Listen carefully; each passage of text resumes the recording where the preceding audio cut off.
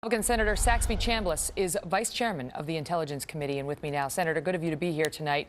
Your thoughts on whether the FBI has made any progress with the data that we are told has been deleted from this flight simulator?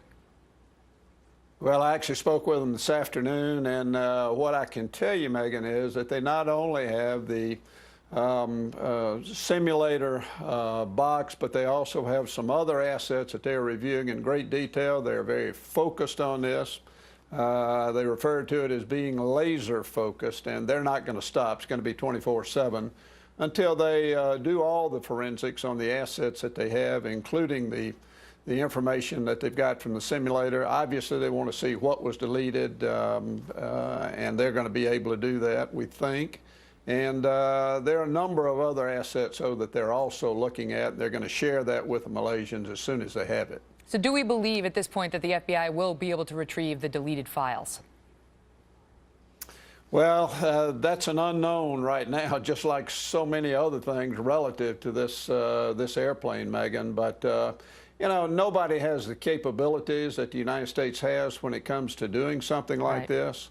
And as I say, they're not going to sleep until they complete this process. Based so on I'm confident that they're going to be able to. Based on your conversations in the intelligence field, and obviously you're talking to people who actually are in the know, do you believe at this point that we can rule out hijacking or other nefarious conduct on board?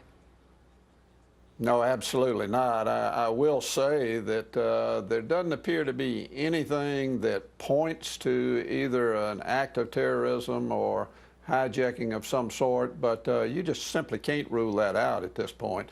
We know, for example, that somebody manually turned that transponder off.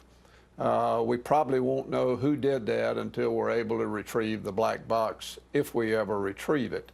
We know that after the transponder went off, the plane flew for several hours. Some of that was maybe not totally in a normal flight pattern, but it was not the type of erratic flying that would be associated normally with somebody who was committing an act of terrorism. So there are a number of things that they're still analyzing, but there's nothing that points to terrorism or a hijacking, but you simply can't rule that out at this point. Let me press you on a point you just said, that we know that the transponder was intentionally turned off. How do we know that? Because there have been others out there saying perhaps there was a catastrophic event on board the aircraft that led to the shutdown by the aircraft of systems, including its own transponder. Well, those that have examined it, and particularly the folks from Boeing, who obviously made the airplane, from what they have been told, there just simply is no way that a catastrophic event turned that transponder off. Somebody had to manually turn it off. Wow. I mean, well, if that is true, that is a significant development in the case, because if somebody leaned down and turned that off by choice to try to go dark on the airplane, then that certainly, you tell me, raises the possibility of hijacking either by the pilot or a passenger to a considerable level. Yeah, I don't think there's any question about that. And that's why, you know, the crew and all of the passengers, the manifest was given to the United States agencies immediately, or I say immediately, within a day or two. And again, nobody has the capability outside the United States to review the background of those pilots, the crew, as well as the passengers like we do.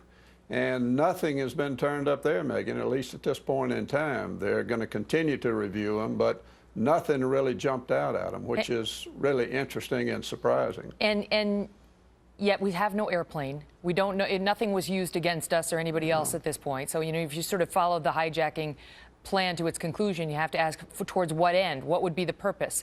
We had some people on the program speculating perhaps the jet was landed in Pakistan. Perhaps that's why the emergency locator transponder has not gone off, because it didn't hit water. It's been landed someplace and powered down. Is that something our intel agencies are considering or looking into?